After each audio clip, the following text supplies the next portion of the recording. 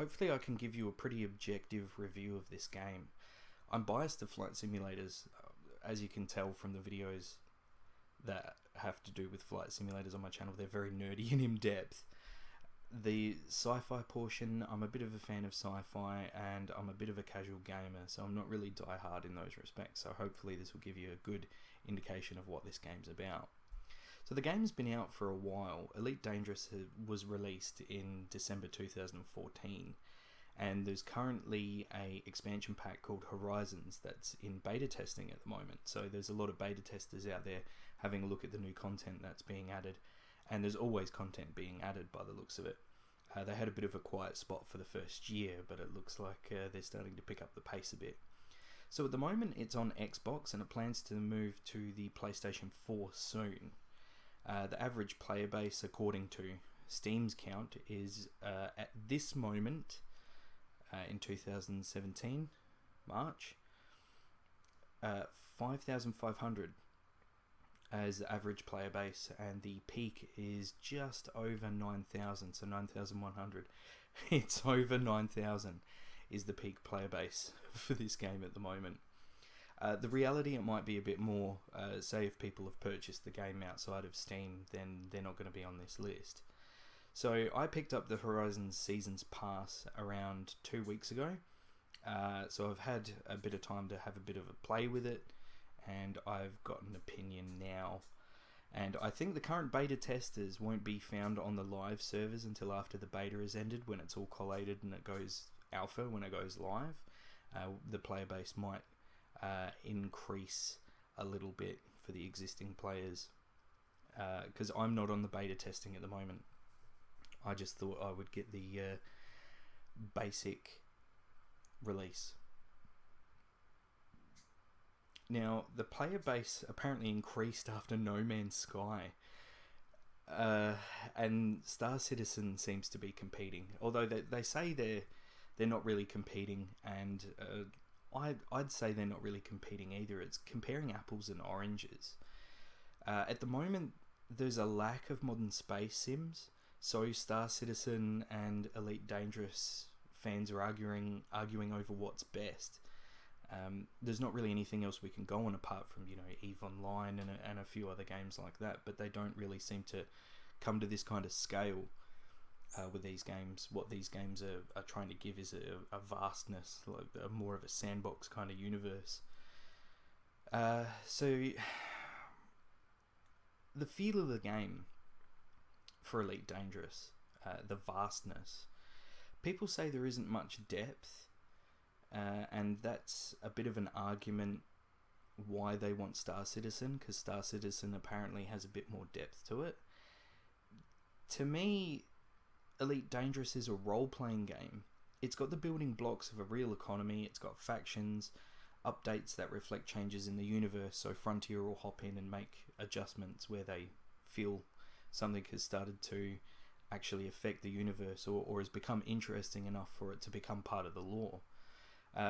The way I see it with Elite Dangerous as well is you're given a ball, some goals and a boundary, and then they send you on your way to make your own ball game.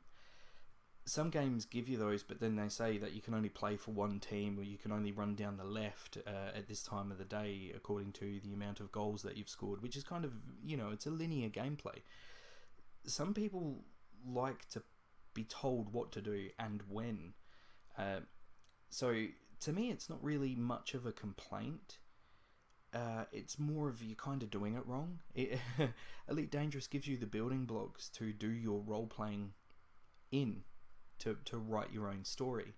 So people are complaining that you can't fast travel from one point to a very specific point, but that the travel time is part of your story. That's part of your role-playing, if you take that away, you become a trade simulator. It's no longer what this 400 billion stars is about, this universe that they've given you.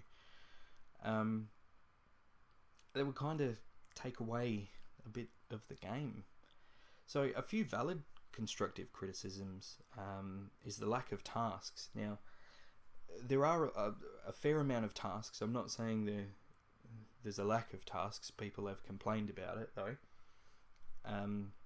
I guess it's the variety of tasks that they're talking about.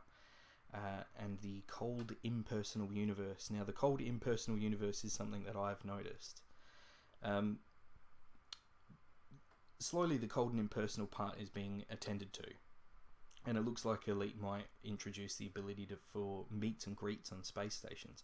That's my speculation. So, more functions as well that gather the community with varying reasons without the aid of Frontier would do a lot for the feel of the game. So at the moment we have, by the looks of it, when I look at the news sources on Elite Dangerous, it'll say community goal. Go find this or do that. And I'm not bad mouthing these. These are great to have. They're very fun. I haven't joined in yet, but it would be good if we had something in the universe like space stations where we can hop off and have a meet and greet and talk to people and do that kind of thing outside of the spaceships, just to give it more of a human part to it. From my understanding, they never used to have the people talking at space stations where you could go through the process of confirming your landing or requesting a dock. It was very impersonal, very cold, but it looks like Frontier are attending to that. And I'm very hopeful with the direction of these new updates, being the ones where you can create your own commander and you can visit people in their ships and become part of their crew for a mission. So that does sound like they are attending to that. So the tasks that people complain about, like the ones that I just mentioned, the ones that need to be done, like fortification or delivering, undermining, really looking after your faction, that's part of the role playing. That's not something that you can just take away. That's something that you get involved in. You want to be a part of the Federation or Empire or Alliance or your faction. You want to do things for your faction. So I guess the difference you can see between people who just like to fly around and complain whether or not the game doesn't have any depth are those who are playing in power play and those who haven't actually decided on a faction yet. It took me a couple of weeks to say, well, I think I should join a faction, and I've recently joined the Federation. Now, this may change going on with role-playing, and we'll see. But to be honest, I was never interested in massive multiplayer online games, MMOs, at all, until Elite Dangerous. So this has changed my mind. I'm a big fan and I can't wait to see the direction it goes in.